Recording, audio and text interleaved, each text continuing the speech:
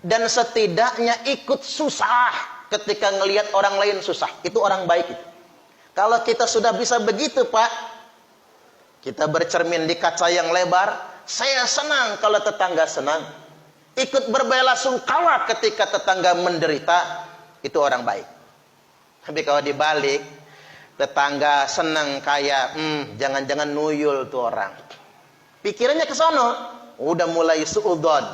Orang senang kita susah, orang susah kita tepuk tangan.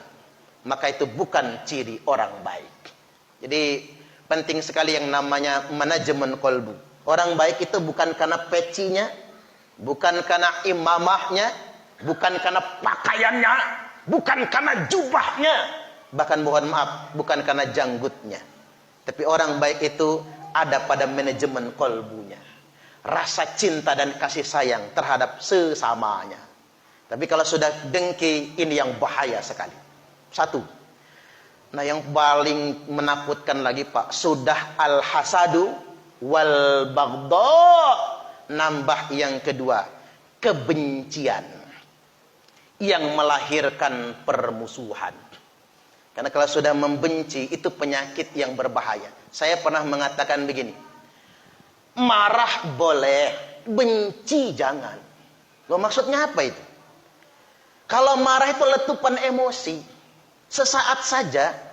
Tapi kalau benci, itu penyakit hati. Itu bahaya itu. Marah boleh, benci jangan. Kesel boleh, benci jangan. Ngambek boleh.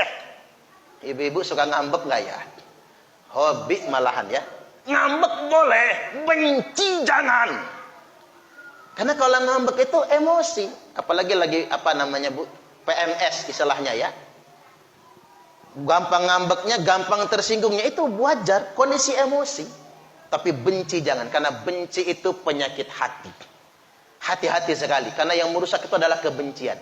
Kadang-kadang begini Bapak Ibu, iri dan benci itu muncul gara-gara faktor cinta wanita biasanya, Pak. Ngesir sama cewek, diambil orang. Rasanya sebel banget itu. Itu karena cinta. Atau karena harta, persaingan bisnis, ekonomi. Dan yang paling banyak merusak umat Nabi Muhammad, kedengkian dan kebencian karena faktor politik, kekuasaan. Hati-hati betul. Maka di bulan suci Ramadan ini saya mengajak, yuk kita belajar membersihkan hati kita. Jangan hanya gara-gara beda afiliasi politik kita punya alasan untuk membenci. Sudah dosa kita ini. Saya pernah kasih contoh ya Pak. Saya sama istri saya itu milih presiden aja beda. Saya sama istri saya beda. Kalau saya benci dia, selesai urusan rumah tangga kelar, Pak. Begitu keluar dari TPS, saya tanya sama istri saya, "Ndak, kamu milih siapa?" 02 lah. Prabowo pilihannya, Pak. Abi, Jokowi, kata saya. Apa saya marah? Bagus kamu, kata saya. Berani beda dengan suami. Dan saya nggak marah. Tapi ada di tengah masyarakat kita, Pak, hanya gara-gara milih 01, milih 02, di grup RT ribut. Di grup masjid berantem. Nauzubillah. Ini kan cuma urusan politik. Mengapa kita sampai segitunya saling membenci satu sama lainnya? Nah, ini harus hati-hati sekali. Dan umat Islam itu kelemahannya justru di situ. Saya ingin masuk ke kejadian yang sangat memilukan hari ini, Pak. Apa sih yang di demo itu? Yang namanya orang demo itu sementara ikhlas dia. Bagus. Namanya adik-adik mahasiswa kita support. Namanya mahasiswa ya, Pak. Hanya saja dari sekian persen, katakanlah 99% orang berangkat demo itu ikhlas. Tapi ada 1%-nya orang yang memang tugasnya sebagai provokator. Menciptakan chaos, kerusuhan, dan kekacauan. Itu yang harus kita waspadai sebetulnya. Makanya kalau masuk ke hukum Islam, demo itu haram hukumnya. Kalau ngikut ke hukum Islam. Tapi kalau dalam negara demokrasi ya boleh-boleh saja. Mengapa sedemikian rupa? Sampai ada kejadian hari ini ya Pak. Terserah orang nggak suka sama orangnya, Ade Armando itu. Cuman begitu saya lihat di TikTok ya Pak, babak belur dia. Sampai ditelanjangi. Na'udzubillahi min dzalik. Ini menurut saya ini bulan Ramadan loh. Kok dikotori sampai sedemikian rupa? Itu demo apa-apaan itu namanya? Ada apa dengan bangsa ini? Oke, saya ingin ambil contoh. Mengapa demo itu berbahaya? Utsman bin Affan jadi khalifah itu 12 tahun, Pak. 12 tahun. Makanya saya orang yang berpendapat, pernah saya sampaikan kan? Berkuasa itu nggak boleh lebih dari 10 tahun. Nggak bagus. 2 periode lah. Karena Nabi itu, Pak, jadi presiden di Madinah cuma 10 tahun. Itu Nabi itu. Diganti Abu Bakar, sebentar. Diganti Abu Bakar 2 tahun. Diganti Umar 10 tahun juga, 2 periode. Ganti Utsman, inilah masalahnya. Lebih dari 10 tahun. Makanya jangan lebih-lebih, jangan banyak-banyak. Udahlah 2 periode saja, betul itu. Dan saya apresiasi. Beberapa hari kemarin Presiden Jokowi sudah menetapkan saya tidak akan ke periode ketiga. Pokoknya 2024 pokoknya ada pemilihan. Sudah dinyatakan dan itu melanggar undang-undang kalau sampai diperpanjang. Kita apresiasi yang sedemikian rupa. Karena nggak boleh kayak Pak Harto itu. Mengapa berbahaya? Karena 32 tahun. Berapa periode itu? 6 periode lebih, 7 periode ya. Pak Soekarno itu mengapa bahaya? Karena ditetapkan presiden seumur hidup. Itu berbahaya. Nggak bagus, nggak sehat. Nah, ganti Utsman 12 tahun, 10 tahun normal. 2 tahun sisanya muncul masalah. Terjadi demo besar-besaran. Yang demo bukan mahasiswa tadi ya Pak. Demonya sahabat Nabi. Nah, inilah masalahnya. Utsman mengakomodir keinginan pendemo. Mengakomodir, pendemo sudah damai, pulang ke Mesir, kan rata-rata dari Mesir pendemonya itu, di Madinah. Itulah provokator. Muncul provokatornya, Pak. Balik lagi ke Madinah lagi.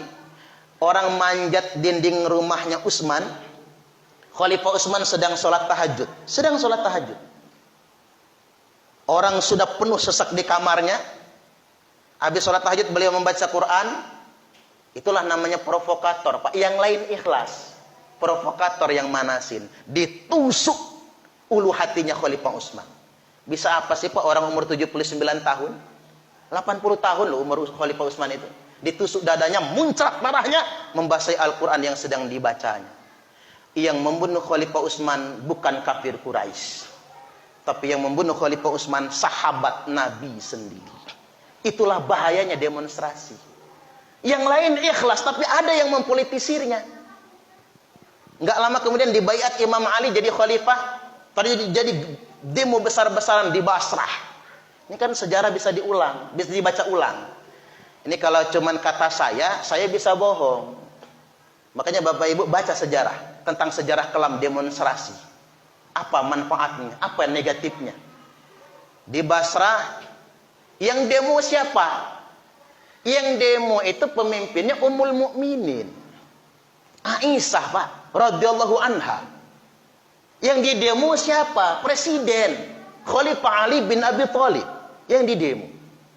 Demo awalnya tuh damai, nggak ada water cannon, nggak ada apa-apa gitu, Pak. Belum ada polisi zaman itu. Muncul provokator. Provokatornya siapa? Jalabah. Jalabah ini orang Khawarij. Orang Khawarij itu apa, Pak? Kelompok Islam radikal. Orang Khawarij itu begitu. Yang lain kafir semua. Yang benar dia sendiri.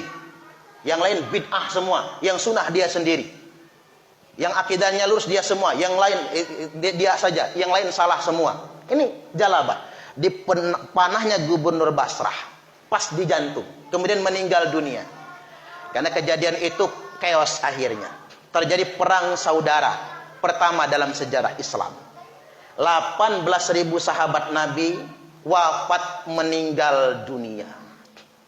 15.000 dari kubu demonstran, Aisyah Ummul Mukminin, 3.000-nya dari kubu pemerintah. Ini perang saudara. Perang antar sesama umat muslim gara-gara demonstrasi. Tadinya mereka ikhlas. Ada tuntutan, tapi dipolitisir oleh aktor-aktor tertentu. Makanya Nabi memberikan ancaman, la yadkhulul jannata namam. Tidak akan pernah masuk surga orang yang mengadu domba. Jadi karena ini